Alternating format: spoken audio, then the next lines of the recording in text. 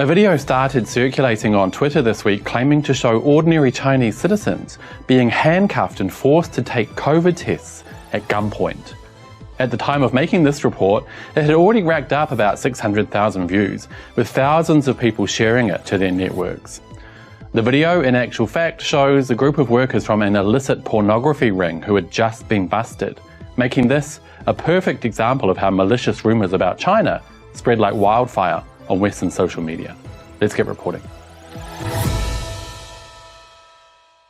Hello, 大家好，欢迎回到外媒看中国，我是安博然。Hey you guys, welcome back to Reports on China. I'm Andy. Over the past few days, several people on Twitter have sent me a video purporting to show ordinary Chinese citizens being forced to take COVID tests by SWAT police at gunpoint. The original video, posted by a Twitter user who constantly spreads misinformation about China, said the following. Chinese citizens handcuffed lining up under the SWAT team's watch to take their daily mandatory COVID test, to keep their QR code COVID pass valid, to keep their life going on. Is this what you want for the rest of your life? Even without watching the video, I could smell bullcrap, since no one in China, obviously, would be handcuffed and forced to take a COVID test.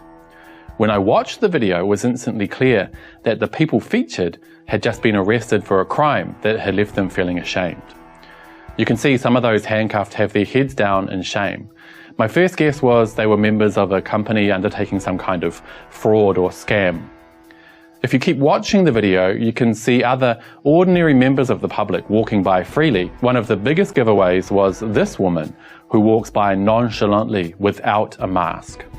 Now ask yourself, if the Chinese government were really handcuffing people and forcing them to take COVID tests, surely they'd also arrest on sight anyone who wasn't wearing a mask. Unfortunately though, I couldn't find any clues in the video as to where it was filmed so that I could investigate further.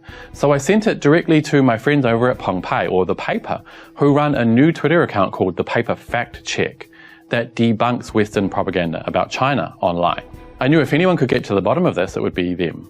And sure enough, a few hours later, they got back to me and said they had undertaken a forensic investigation, totally debunking the video in question. They were able to find details in the video that showed it was taken in Lanzhou City, the capital of Gansu province, a beautiful city, by the way, that I've been to numerous times.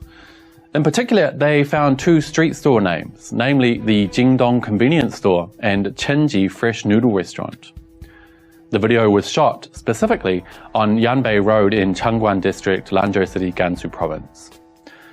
Further details suggested that the video was taken after a pornography ring was busted.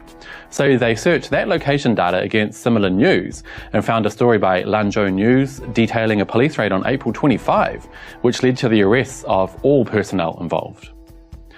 Another news source, this time Shaoxiang Morning News, even featured a photo of the suspects which matches the video exactly. So the tweet suggesting ordinary Chinese citizens are handcuffed and forced to take COVID tests at gunpoint has been debunked. But the sad reality is that the damage has already been done. When I pointed out to the original tweeter that he was spreading misinformation, I was immediately blocked. The video will no doubt exceed 1 million views before too long, and tens of thousands will have shared it, further spreading malicious rumours about China that will be impossible to correct. The sad thing is that I'll post this video you're watching right now, debunking these lies on my Twitter page. But since Twitter has labelled me as China state-affiliated media, it'll get hardly any views, probably not even 1,000.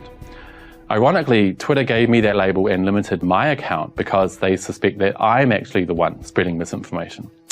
Go figure.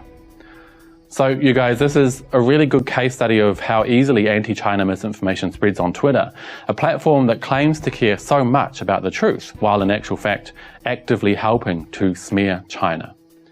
But we can't lose hope. If you see similar videos in the future, try your best to set the record straight. Also, follow my friends over at The Paper Fact Check and send them any similar videos you find in the future. I'm not sure they'll have time to debunk every single one, but we can at least try.